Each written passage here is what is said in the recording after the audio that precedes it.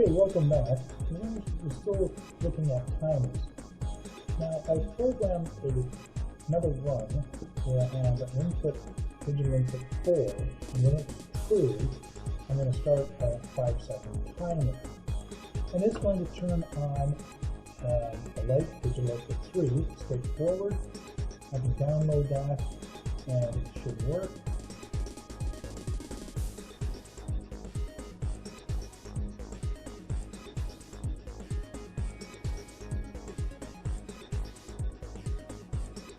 Download.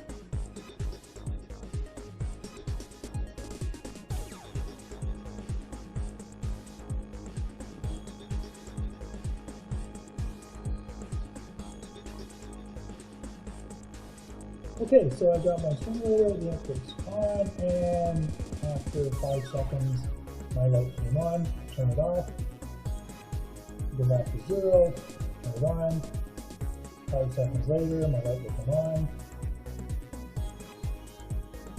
Pretty boring stuff. Okay, so let's say that I want that to be delayed coming on for different periods of time. How can I make that do well, I could put a bunch of different timers. That's a lot of work. So what I'm going to do is I'm going to create a new run of logic. And I've already written this, and I'll save us some time. And what this run does is it changes the value here if I change this timer to bake time.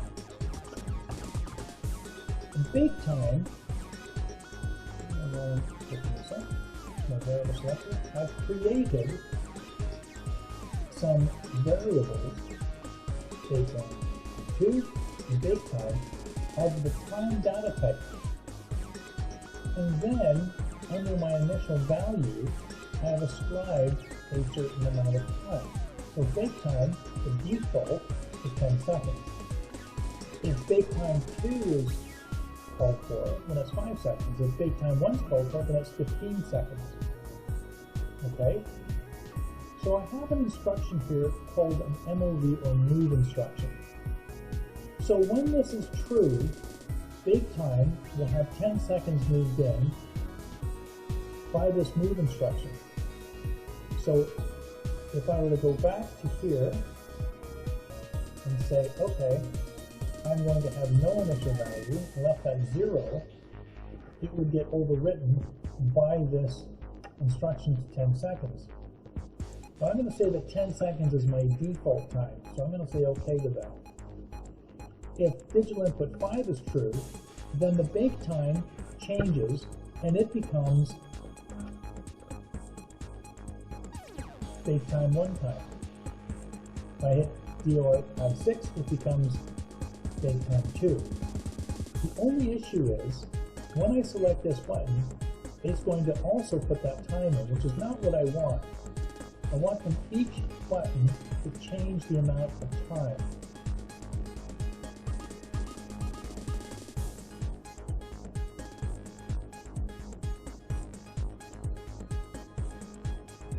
So it's like a selector switch.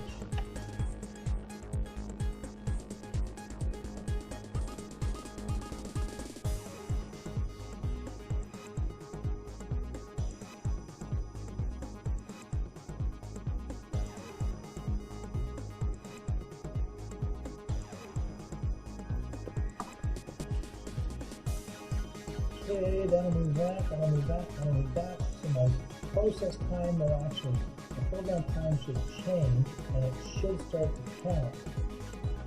When I change switch position, it'll reset itself because that'll be momentarily off and then that'll be true. So let's just download that and see if I'm on the right track.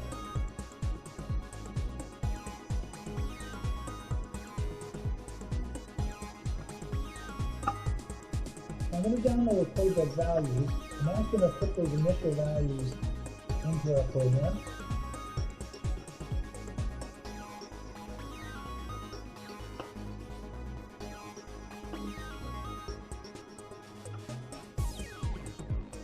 Okay, so right now the output is, okay, that's off, that's fine.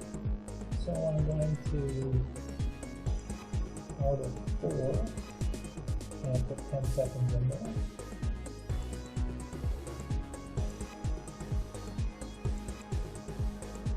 And 10 seconds later, another time. How's that?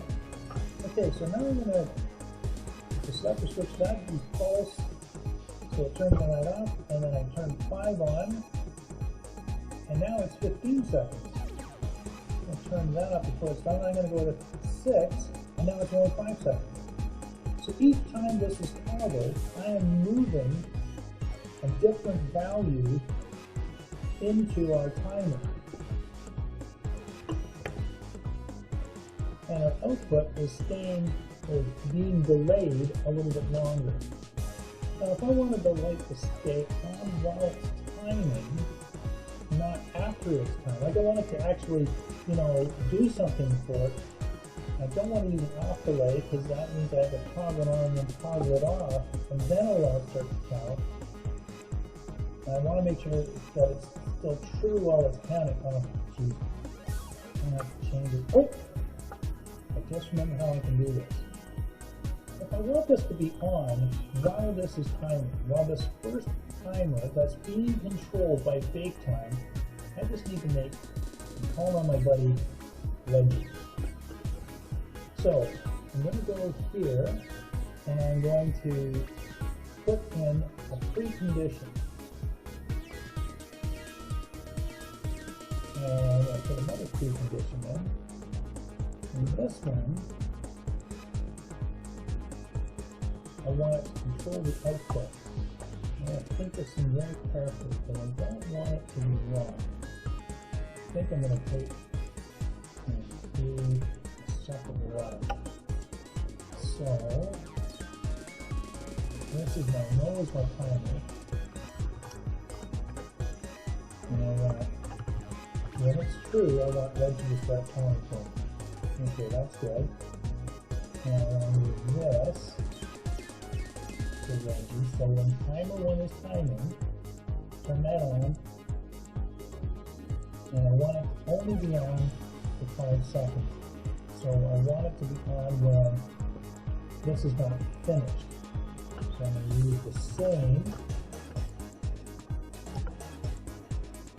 But I'm looking for it. So when I've been told to start counting, that's my rising edge. I've been initialized, but I'm not done. So during that time, I want this light to be on. When the timing is done, just to prove that it has finished, I can put a second signal output, and I'm just going to call that signal output 4. So I'm going to go and put my variable selector.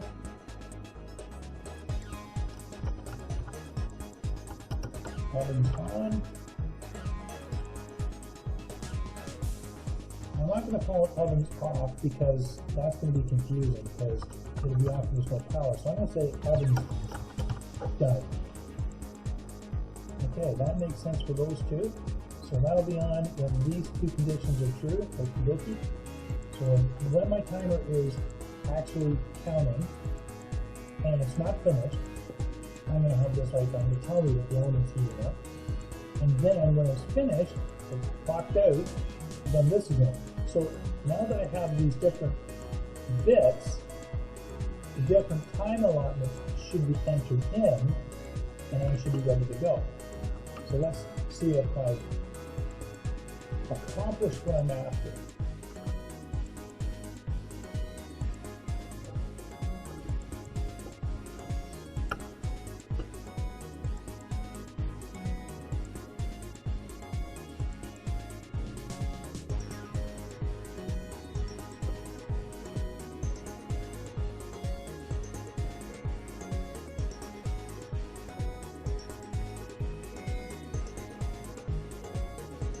Okay, so I've got a couple of bits turned on. I'm going to turn that off. Okay, so my output is turned off. So that was a 5-second timer, and by the time everything was finished, my time was done. So I'm going to turn on my pit 4. Leave that on. And it's for 10 seconds. So my oven is cooking for 10 seconds. Oven's done. Element's turned off. Awesome. Okay. Now the oven's no longer done because we toggled it. I'm going to move the next value in of 15 seconds. Oven's cooking. Oven's not done yet.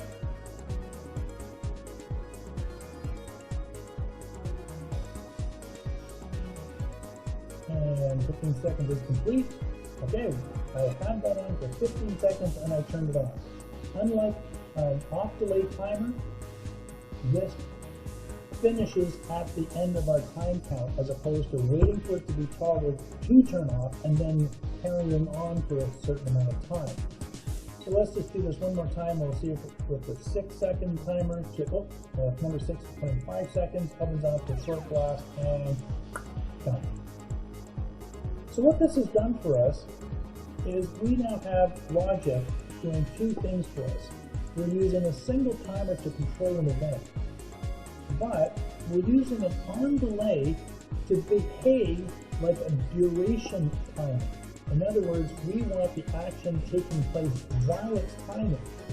And while we're doing this, we don't want the timer to be triggered, left on and running, because an off delay timer, which will be in the next video to show you the difference, will be on instantaneously, and then when you turn it off, it stays on for that off delay period.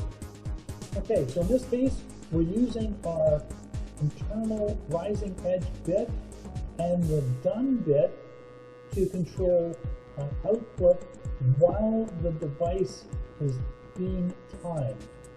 So while our timer was set for 5 seconds, while it was counting that 5 seconds, our oven element was on. Once that time had expired, I get the oven's done light come on, but my Q bit now turns off that output. On any given internal coil or any internal output that you create, whether it's a timer or a counter, remember that it is has a dual nature to it. You can accept it as is, or you can say, hang on, I want to examine it while it's not in its current state. In other words, if my timer is finished, I want to know it. If it's not finished, but it is timing, I want to look at it. And we use the not logic, the reverse coil, or the reverse contact to make that happen. Another way that I could have done this, and I could have made it much simpler, instead of using this, and I wanted this to be on only while it's timing, I could select and make that into a not coil.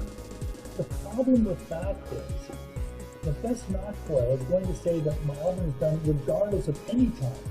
If that timer is not timing, then my oven is done, which is not what I was after. So we're just going to leave that and use this bit to make that decision for us. I changed the time by making the actual time a variable of the time data type, and then I use logic to move a new value into that bake time. On any of these instructions, counters or timers, as long as you maintain the correct data type, you can manipulate on the fly. You can make the logic dictate how long that timer is going to be counting. How many, if I were making, for example, if I have a conveyor system that's running and I'm baking bread, the amount of bake time that I want the oven to be on might be, if it's air drying, for example, might be only 10 minutes for a French dip, and it might be 15 minutes for a whole bunch of Kaiser wheels.